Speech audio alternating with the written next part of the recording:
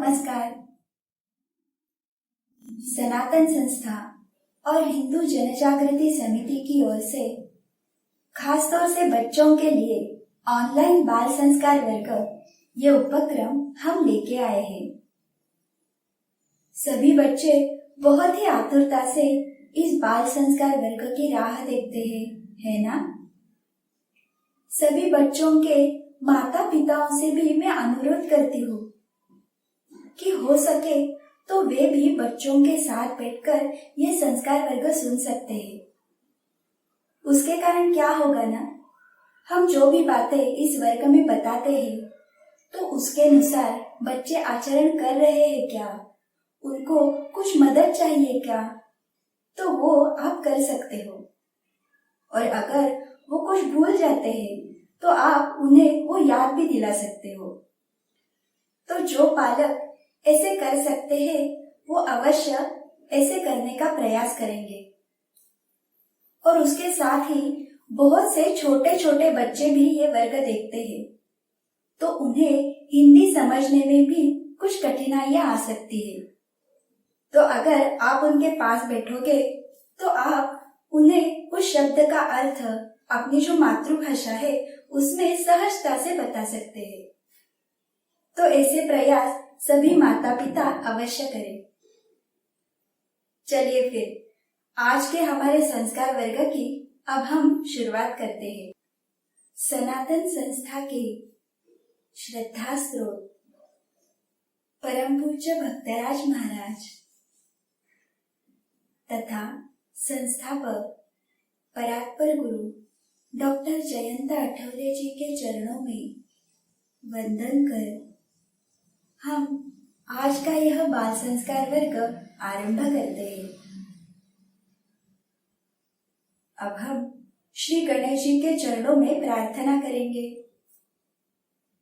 सभी बच्चों ने अपने हाथ जोड़े हैं ना, और अपनी आंखें बंद करेंगे।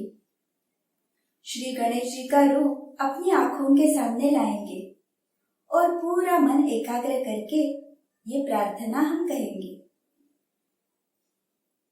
हे श्री गणेश जी, आपकी ही कृपा से इस बाल संस्कार वर्ग में सहभागी होने का अवसर हमें मिला है। हम आपकी शरण में आए हैं। हे श्री गणराया, इस बाल संस्कार वर्ग में जो भी सूत्र आप हमें बताने वाले हो वे सारे सूत्र हमें समझ में आने दीजिए और उसके अनुसार कृति करने के लिए आप ही हमें शक्ति, बुद्धि एवं क्षमता दीजिए। ऐसे आपके श्री चरणों में शरणागत भाव से प्रार्थना है।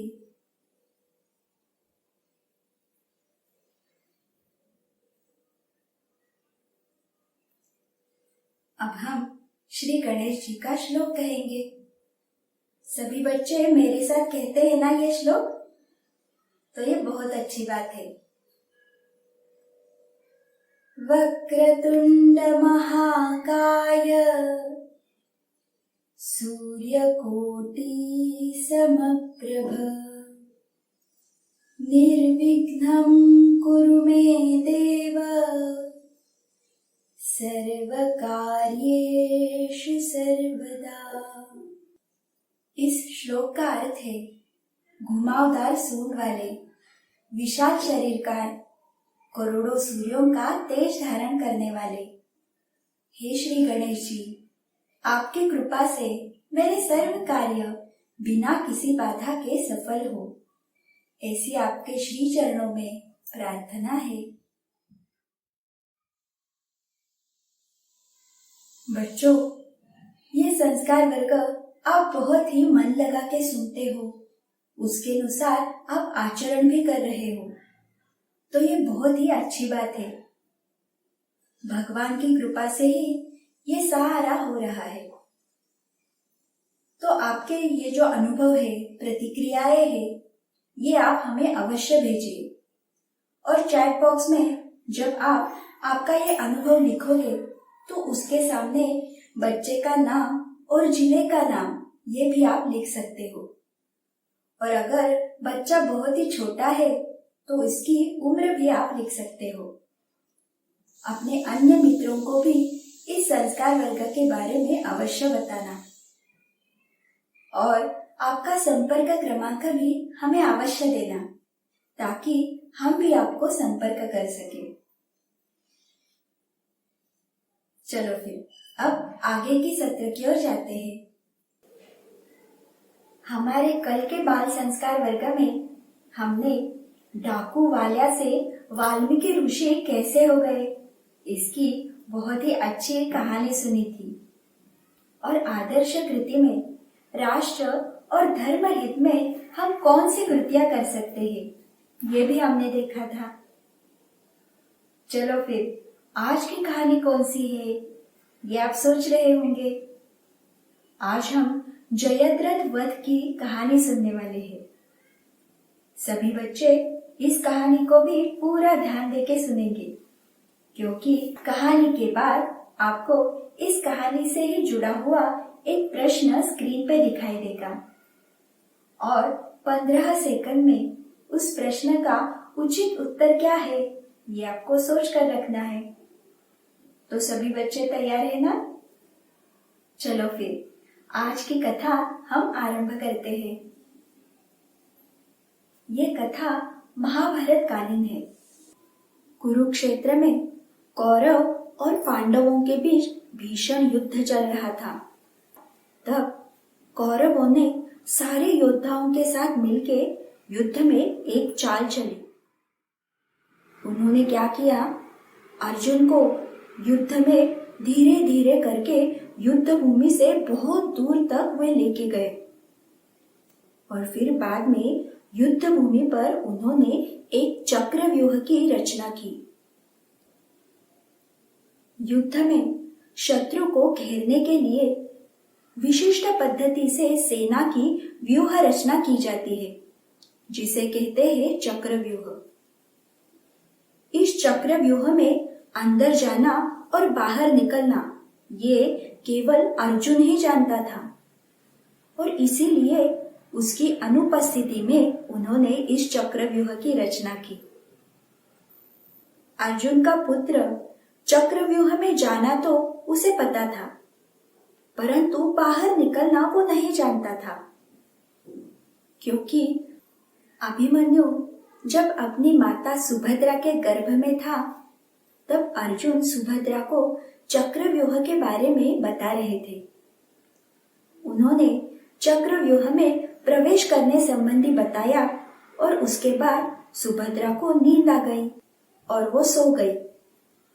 इसके कारण चक्रव्यूह से बाहर कैसे निकलना है ये अभिमन्यु को पता नहीं था। उसने ये बात सभी पांडवों को बताई। तब पांडवों ने उसे कहा, अभिमन्यु तुम चक्रव्यूह में प्रवेश करो और तुम जिस द्वार से प्रवेश करोगे उस द्वार पे हम सब खड़े रहेंगे और तुम्हारी सहायता करेंगे। वो द्वार खुला रहे इसके लिए हम वहां पे ही लड़ते रहेंगे ताकि तुम फिर से उसी द्वार से वापस आ सकते हो। अभिमन्यु ने ये मान्य किया और फिर अर्जुन पुत्र वीर अभिमन्यु इसने बहुत ही सहजता से चक्रव्यूह में प्रवेश किया। परंतु यहाँ पे बाहर जयद्रथ सारे पांडवों के साथ लड़ता रहा। उसने सारे पांडवों को युद्ध में उलझा के रखा। इसके कारण कोई भी पांडव अभिमन्यु की सहायता के लिए नहीं जा पाए। अभिमन्यु चक्रव्यूह में अकेला पड़ गया। अकेले अभिमन्यु के साथ सारे कौरव युद्ध कर रहे थे। युद्ध करते करते अभिमन्यु निहत्था हो गया। फिर कौरवों ने उसे चारों तरफ से घेर लिया और उससे युद्ध करने लगे। युद्ध के नियमों के ये विरुद्ध था।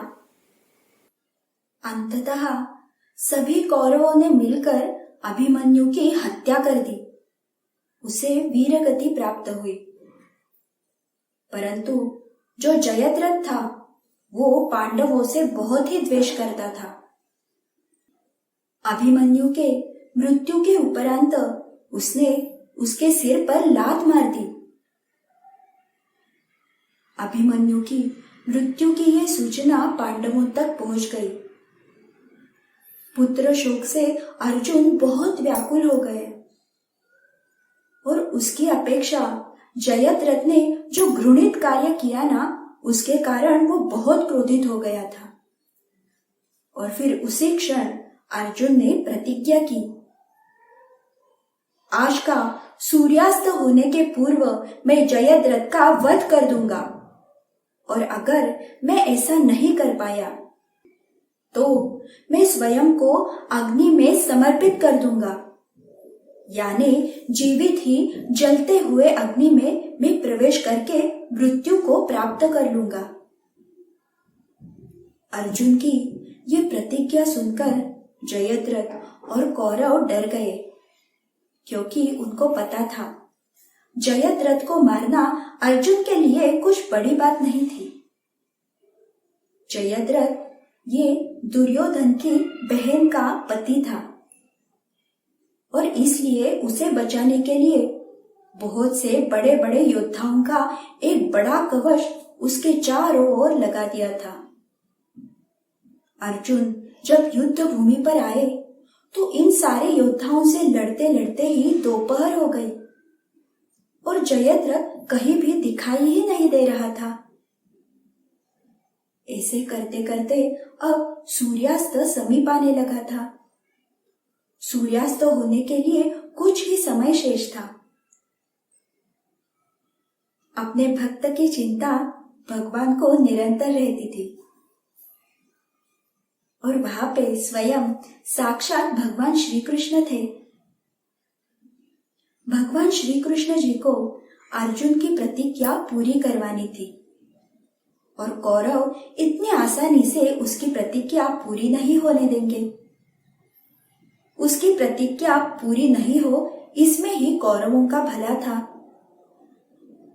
और अर्जुन ने तो सूर्यास्त से पहले जयद्रथ का वध करने की प्रतिज्ञा ली थी और जयद्रथ अर्जुन के सामने लाना अब मुश्किल ही था।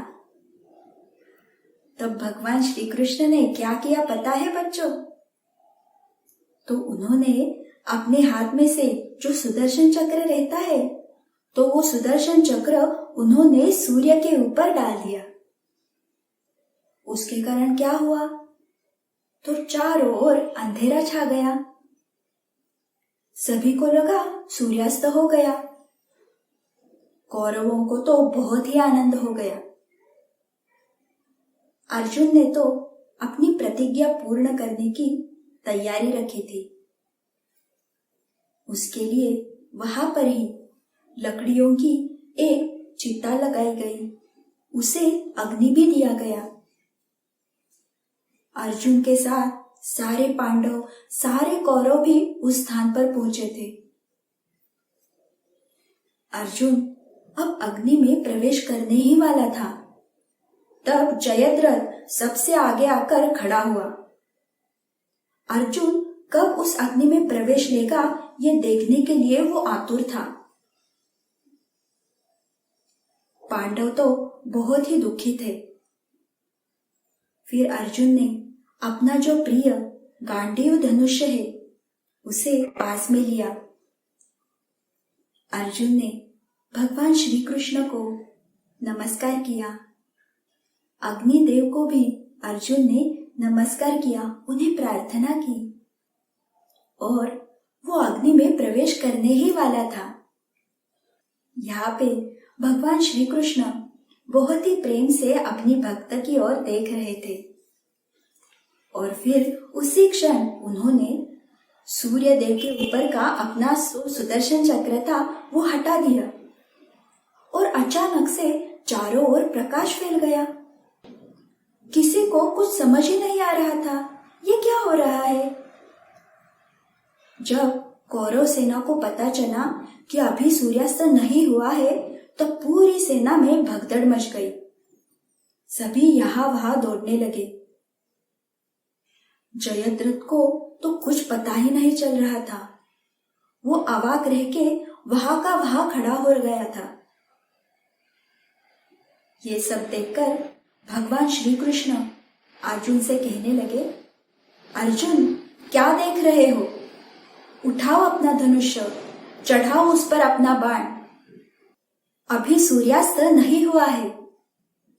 वे है सूर्य और ये है तुम्हारे सामने जयद्रथ। कर दो उसकी हत्या, इस कपटी को वध कर दो। भगवान श्री कृष्ण जी के ये शब्द पूरे वातावरण में गूंज रहे थे। और फिर क्षण मात्र भी विलंब न करते हुए अर्जुन ने अपने धनुष्य पर बाण चढ़ाया और जयद्रथ का सिर धड़ से अलग कर दिया। इस प्रकार भगवान श्री कृष्ण की कृपा के कारण अर्जुन ने दुष्ट जयद्रथ का वध किया। तो बच्चों, इस कहानी से सभी के ध्यान में आया ना? अर्जुन भगवान श्री कृष्ण का परम भक्त था। वो धर्म के अनुसार आचरण करता था। इसके कारण भगवान श्री कृष्ण भी अर्जुन के पक्ष में थे। अपने भक्त की सहायता के लिए भगवान कुछ भी कर सकते हैं। यही हमें इससे सीखने मिलता है। अर्जुन भगवान श्री कृष्ण का निरंतर जाप करते थे। तो हम भी ऐसे ही भगवान का नाम जप करेंगे ना? और भगवान का प्रिय भक्त बनने के लिए प्रयास करेंगे ना? सभी बच्चों ने कहानी ध्यान से सुनी ना? तो अब इसी कहानी से जुड़ा एक प्रश्न आपको स्क्रीन पे दिखाई देगा। आज का प्रश्न है, श्रेष्ठ धनुर्धर अर्जुन के धनुष का नाम क्या था? और उसके पर्याय है, 1 कोदंड, 2 गांडीव और 3 शारंग।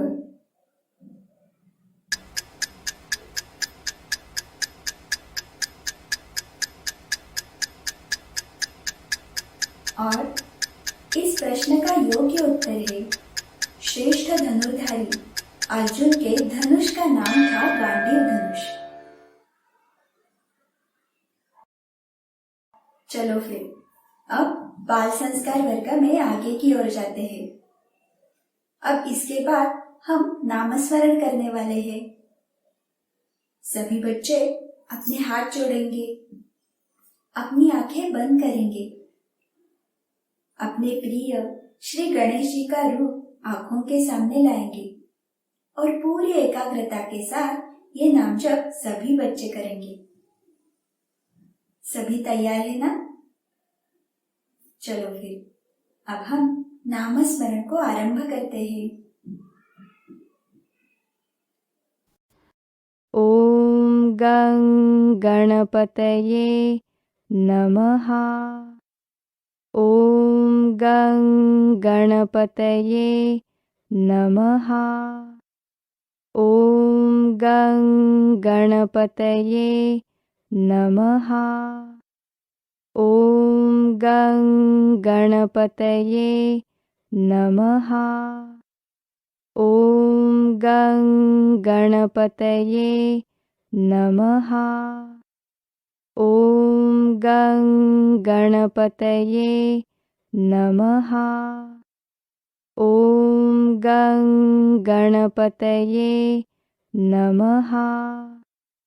ओम गं गणपतये नमः।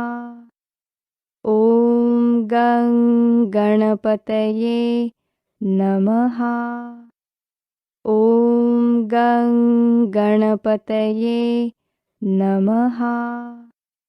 ओम गं गणपतये नमः। ओम गं गणपतये नमः। ओम गं गणपतये नमः। ओम गं गणपतये नमः। ओम गं गणपतये नमः। ॐ गं गणपतये नमः।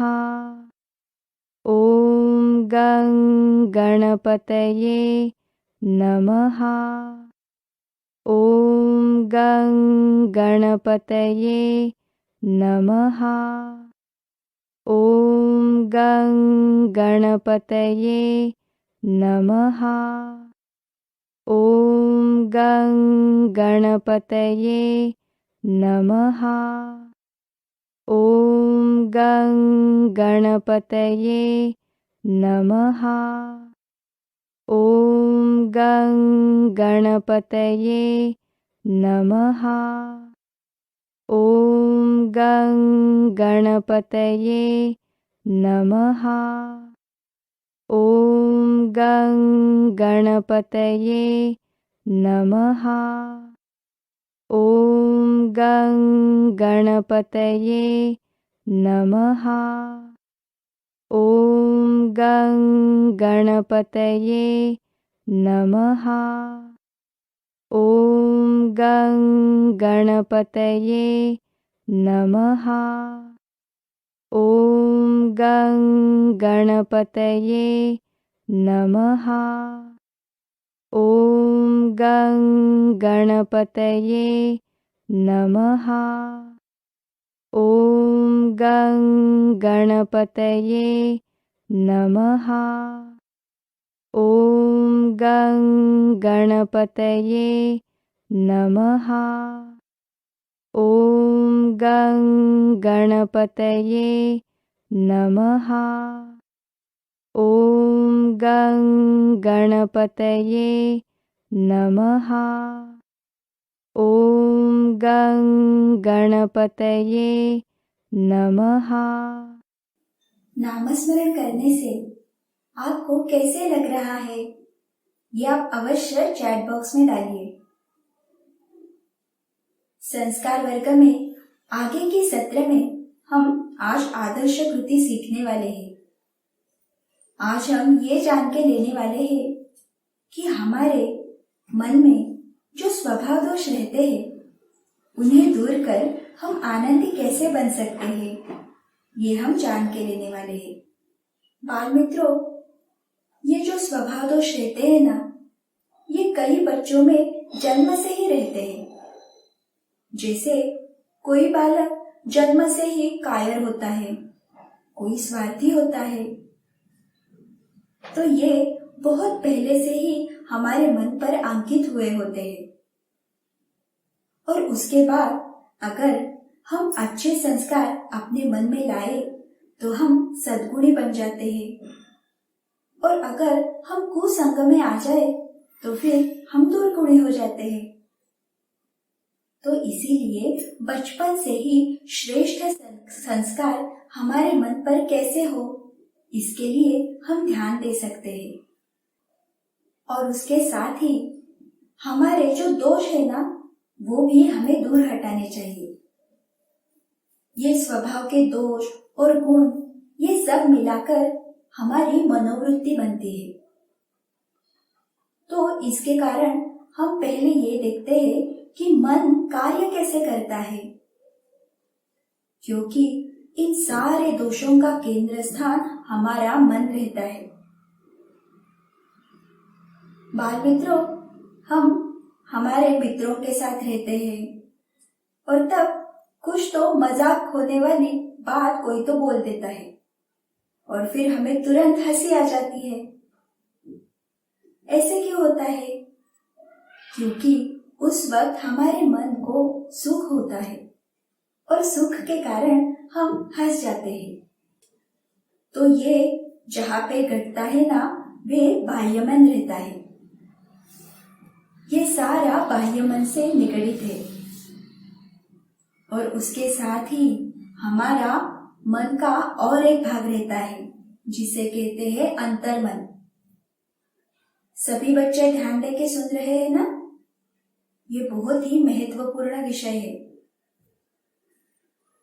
तो बाल मित्रों, ये जो अंतर्मन रहता है ना, तो इस अंतर्मन में अच्छे बुरे दोनों संस्कार रहता है और इन संस्कारों के कारण हमारे मन में कोई तो विचार उत्पन्न होता है और फिर उन विचारों से प्रभावित होकर हम वैसा आचरण करते हैं।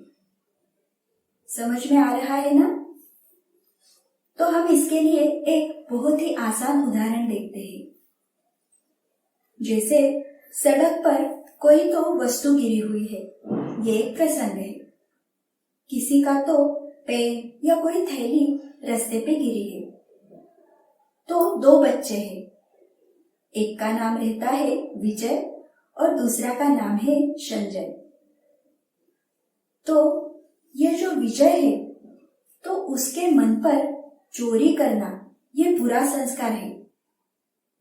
तो ये संस्कार उसके मन में होने के कारण क्या होगा?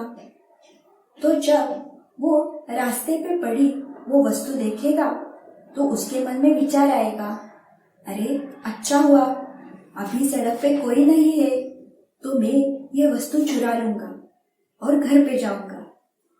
और ऐसा विचार आने के उपरांत उसके हाथ से वैसी कृति हो जाती है और वो वस्तु चुरा लेता है। अब इसके बाद जो दूसरा है संजय, तो इसके मन पर ईमानदारी का संस्कार यानी ये अच्छा संस्कार है। तो ये अच्छा संस्कार उसके मन पर होने के कारण क्या होगा? तो संजय जब ये वस्तु देखेगा तो उसके मन में विचार आएगा, अरे बाप रे ये किसकी वस्तु यहाँ पे गिरी है? तो वो व्यक्ति इस वस्तु को ढूंढता होगा। तो चलो अब मैं देखता हूँ इधर उधर और ये वस्तु किसकी हो उस तक ये वस्तु मैं पहुंचा सकता। ऐसा विचार कर वो आजू बाजू में देखता है और कोई व्यक्ति अगर देखे तो उसे जाकर पूछकर वो वस्तु उस व्यक्ति को सौंप देता है। तो अभी ध्यान में आया ना सभी के? तो हमारे मन पर अगर अच्छे संस्कार हो तो अच्छे विचार हमारे मन में आते हैं और उसके अनुसार अच्छी कृति या अच्छा आचरण हम कर सकते हैं। तो ये मन का बहुत ही महत्वपूर्ण कार्य है। और इसके साथ ही अंतर मन के और दो भाग रहते हैं जिनके नाम है अवचेतन मन एवं अचेतन मन। ये अंतर मन के और दो भाग भी रहते हैं। तो सभी बच्चों को मन का ये सारा कार्य अच्छे से ध्यान में आया ना? अब आगे हम देखते हैं हमारा जो स्वभाव रहता है तो वो किस पर निर्भर रहता है, वो कैसे निर्धारित होता है? तो हमारा स्वभाव, हमारे आचार विचार, हमारा बोलने का ढंग इससे प्रतीत होता है। जैसे अगर कोई लड़का निरंतर दूसरों की मदद करता है तो उसे कहते हैं दूसरों की मदद करने वाला। अगर कोई लड़का छोटी छोटी बातों से क्रोधित होता है तो उसे क्या कहते हैं? तो वो क्रोधी है, ऐसे बोलते हैं। और अगर कोई लड़की छोटी छोटी बातें करने के लिए भूल जाती है तो उसे भुलक्कड़ कहते हैं। तो ये सारे हमारे जो ढंग रहते हैं बोलने के या फिर कृति करने की जो पद्धति रहती है उसके कारण हमारा स्वभाव निर्धारित होता है। और बाल मित्रों, ये जो सारे स्वभाव दोष है या गुण भी है तो इसके कारण क्या परिणाम होता है? तो जिस बच्चे में गुण अधिक रहते हैं तो वो सभी को प्रिय लगता है, वो निरंतर आनंदी रहता है, उत्साही रहता है। परंतु जिस बालक में दोष अधिक रहते हैं तो वो सभी से दूर रहने का प्रयास करता है और वो हमेशा दुखी रहता है, उदास रहता है। तो ये उनके परिणाम है। इन सारे स्वभाव दोषों के कारण हमारी बहुत हानि भी होती है। स्वभाव दोषों से युक्त बालक के जीवन में मानसिक तनाव बढ़ाने वाले प्रसंग आते हैं। उसके कारण वो दुखी, निराश, हतबल ऐसे हो जाता है। तो हम उसके कुछ उदाहरण भी देखते हैं। हमारे विद्यार्थी दशा में क्या होता है, अगर हमें स्वभाव दोष अधिक हो तो पढ़ाई में हमारा मन एकाग्र नहीं होता, हमारा आत्मविश्वास कम हो जाता है। पाठशाला में जो हमें गृहपाठ देते हैं वो हम समय पर पूरा नहीं कर पाते, मित्रों के साथ हमारी नहीं बनती। तो ये सारे परिणाम केवल स्वभाव दोषों के कारण होते हैं और उसके साथ ही अन्य भी परिणाम होते हैं, जैसे वो बालक निरंतर दुखी रहता है, वो बालक एकांत प्रिय हो जाता है, स्वार्थी, चिड़चिड़ापन, क्रोधी, ये सारे दुर्गुण उसमें आ जाते हैं। स्वभाव दोषों के कारण ही अधिकतर बच्चे व्यसनाधीन हो जाते हैं और फिर बाद में वो कुसंग में जाने के कारण चोरी करना, गुंडागर्दी करना, ऐसे बुरे कृत्य भी वो कर सकते हैं। तो ये बहुत ही बुरा परिणाम केवल हमारे स्वभाव दोषों के कारण ही होता है। तो बच्चों, अब आपको लगेगा कि स्वभाव दोष यानी क्या होता है, तो हम अब देखने वाले हैं कि कौन से स्वभाव दोषों के कारण हमारे से क्या गलतियां होती है, क्या चूकें होती है और उन चूकों के कारण दुष्परिणाम क्या होता है। बहुत ही ध्यान से सुनना बच्चों, क्योंकि ये सारे दोष आपसे निगड़ित है। सभी बच्चों में कम अधिक प्रमाण में ये दोष रहते ही है, बड़ों में भी रहते हैं। तो अब हम इसका परिणाम कैसे होता है ना, ये देखने वाले हैं। तो अब हम पहला स्वभाव दोष देखते हैं, आलस्य। सभी बच्चों में आलस्य होता है ना, कम अधिक होगा लेकिन होता है। तो आलस्य के कारण क्या चूकें होती है, तो हम सुबह देर से उठते हैं। ये बहुत ही सबसे बड़ी गलती है जो बहुत बार हमसे होती है ना। तो आलस्य के कारण हम सुबह देर से उठते हैं। बाद में दूसरी चूक क्या हो सकती है, तो माँ हमें कुछ तो काम करने के लिए बोलती है और आलस्य के कारण हम वो नहीं करते, टाल मटोल कर देते हैं। तो ऐसी बहुत सी चूकें आलस्य के कारण होती है। अब इसके परिणाम क्या होते हैं, तो हम आलस्य करके देर से उठते हैं, तो उसके कारण हमारी पाठशाला, ट्यूशन रहती है सुबह, तो हम समय पर वहां नहीं जा सकते। और दूसरा क्या होता है, तो हम देर से उठते हैं तो हमारे मन पर तान रहता है, हम भागदौड़ करते हैं, हमारी चिड़चिड़ाहट होती है। तो इसके पीछे स्वभाव दोष क्या है, तो आलस्य है।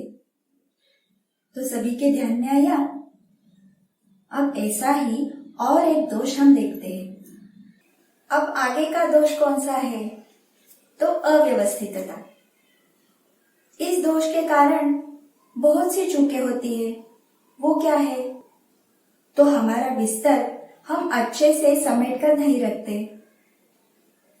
बाद में हमारे पाठशाला की पुस्तक रहते हैं, बही, पेंसिल, पेन, ये हम अच्छे से नहीं रखते। जिस स्थान पर रखना चाहिए वैसे नहीं रखते। हमारा गणवेश रहता है तो वो भी हम हैंगर को अच्छे से लगा के नहीं रखते, कहाँ पर भी फेंक देते हैं। अपने कपड़े रहते हैं तो वो भी अच्छे से तह करके अलमारी में नहीं रखते, ऐसे ही फेंक देते हैं। तो ये सारे अव्यवस्थितता इस दोष के कारण होने वाली चूकें हैं। अब इसके दुष्परिणाम क्या होते हैं, तो हमारी वस्तुएं हम निश्चित स्थान पर नहीं रखते, तो उसे ढूंढने में हमारा समय व्यर्थ जाता है।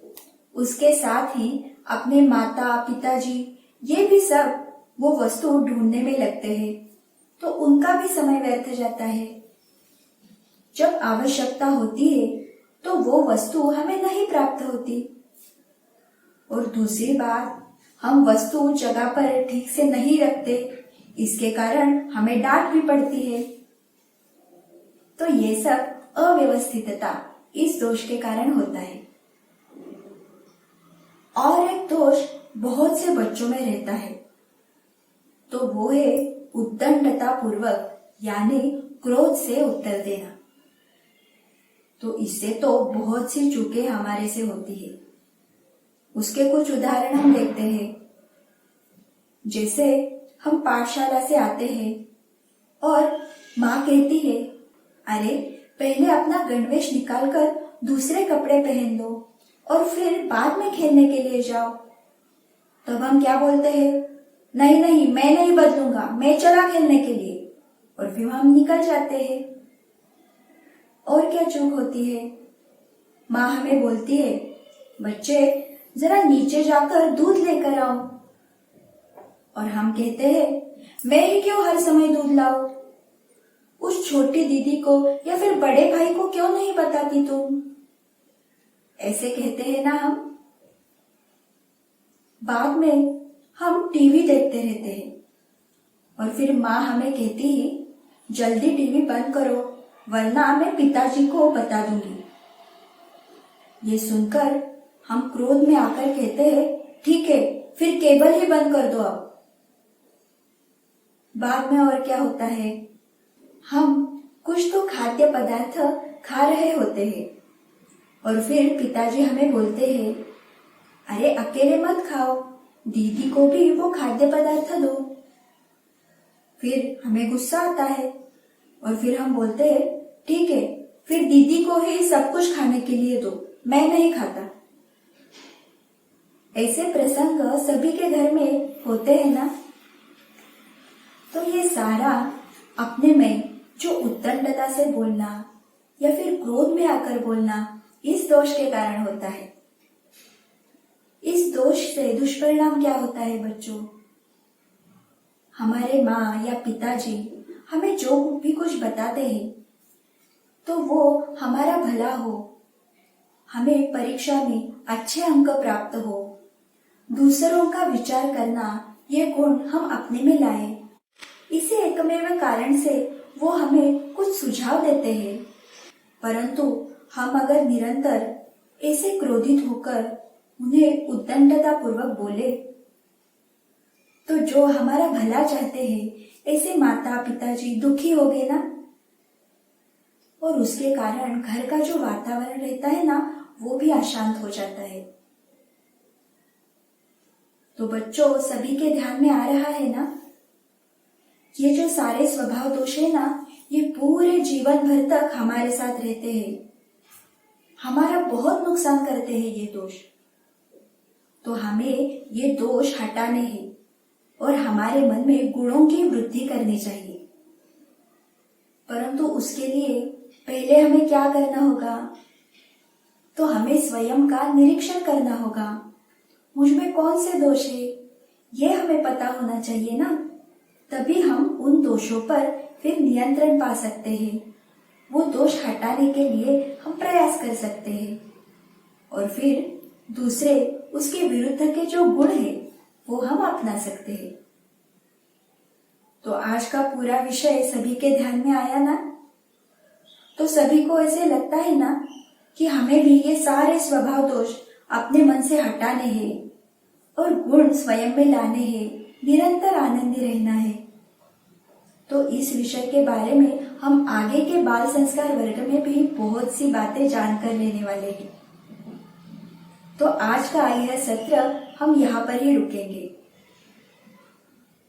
चलिए अब बाल संस्कार वर्ग की आगे की सत्र की ओर हम जाते हैं। अब हम गणपति स्तोत्र सुनेंगे। जिन बच्चों के पास इस स्तोत्र की पुस्तिका हो तो वो पास में लेकर बैठ सकते हैं और उसे देखकर ये स्तोत्र हमारे साथ कह सकते हैं। सभी बच्चे अपने हाथ जोड़ेंगे और पूरा मन एकाग्र करके ये गणपति स्तोत्र हम कहेंगे। चलो फिर अब हम गणपति स्तोत्र को आरंभ करते हैं।